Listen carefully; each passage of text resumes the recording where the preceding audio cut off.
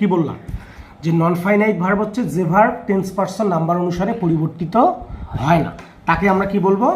Non finite verb. এই non finite ভার্বটা দেখো তিন ভাগে ভাগ করা যায়, একটা হচ্ছে ইনফিনিটিভ, জিরান, আর একটা হচ্ছে পার্টিসিপল। ইনফিনিটিভটা কি? 2 + V1টাকে আমরা কি বলি?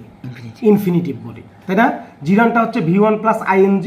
নর্মালি মনে রাখো এটা নাউনের ন্যায় কাজ করে। কিসের ন্যায় কাজ করে? নাউনের। পার্টিসিপল হচ্ছে V1 + ING, এটা অ্যাডজেক্টিভের ন্যায় কাজ করে। কার মতো কাজ করে বলো? অ্যাডজেক্টিভের মতো। একটু খেয়াল করতে হবে। তাহলে আমরা প্রথমেরটা দেখি যে ইনফিনিটিভটা কি আসলে। ইনফিনিটিভ হচ্ছে 2 + V1। আচ্ছা, যদি আমি এইভাবে লিখি যে টু টেল, কি লিখলাম বলো? To tell a lie is great sin. লেখা ধরা যায় তো? গ্রেট সিন মানে হচ্ছে যে মিথ্যা বলা মহাপাপ। এটার বাংলা অর্থ কি বলো? মিথ্যা বলা মহাপাপ। তাহলে এই যে 2 + V1 আছে না নাই বাবা বলো? 2 + V1 আছে, তার মানে এই যে অংশটুকু, এই অংশটুকু আমরা বলবো কি? ইনফিনিটিভ। কি বলবো বলো? আরেকটা উদাহরণ যদি আমি দেই, যেমন আমি যদি লিখি যে আই ওয়ান্ট, কি লিখলাম বলো? I want to do it, মানে আমি এটা করতে চাই। দেখো তো 2 + V1 আছে কি নাই? এই 2 + V1 এর সাথে নাম্বার, সাবজেক্ট, টেন্সের কোনো সম্পর্ক আছে? নাই। তার মানে কি বুঝলা? যে ইনফিনিটিভের সাথে টেন্স পার্সন নাম্বারের কোনো সম্পর্ক থাকে না। কথা ক্লিয়ার? আচ্ছা, এখন আসো তাহলে ইনফিনিটিভটা কি বাবা? 2 + V1। যদি আমি কোথাও দেখি যে 2 + V1 আছে, তার মানে ওটা কি? ইনফিনিটিভ। সাধারণত ইনফিনিটিভেরও আবার ক্লাসিফিকেশন আছে। আপাতত এটুকু মনে রাখতে হবে, ঠিক আছে? তারপর দেখো জিরান হচ্ছে ভার্ব 1 + ING, কাজ করবে কিসের মতো বলো?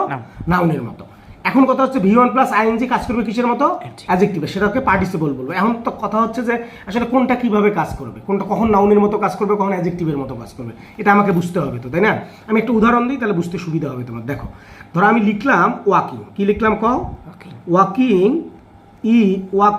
Is a good habit.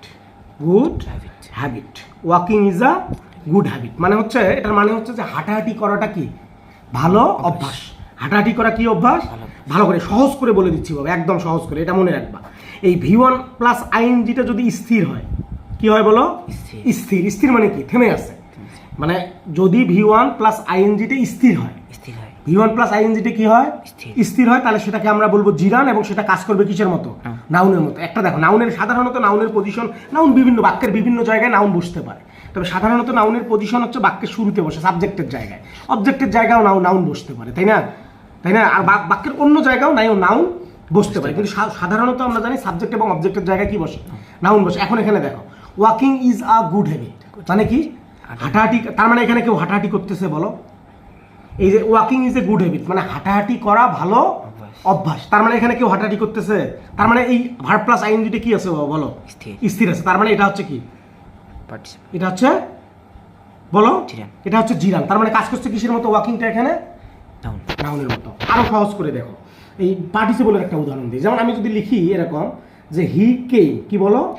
He came